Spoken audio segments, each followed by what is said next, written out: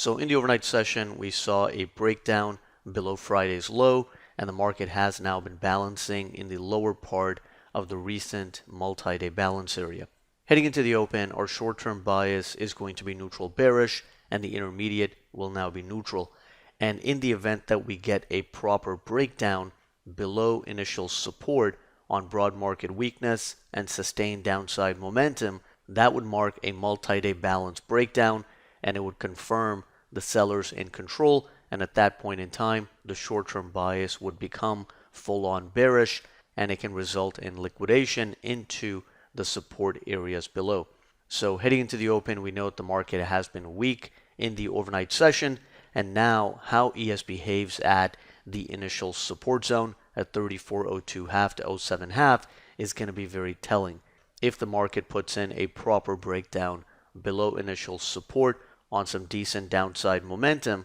then the bias would be full on bearish, and in that situation the market can continue expanding the range into the support areas below. Now in the event that buyers can hold ES above initial support or pre-market support, then on the upside we have pre-market resistance at 24 to 26, followed by the initial resistance zone at 34.29 to 36. Continuing to hold below the pre-market or initial resistance zone would signal continued weakness, while a breakout above initial resistance would signal short-term strength, and from there ES can head higher into 34.42, as well as the overnight high and previous VPOC at 46 to 49, where sellers can be active. So again, heading into the open, we know that the market has been quite weak in the overnight session, and now the question is whether buyers are going to defend at the bottom of the recent multi-day balance area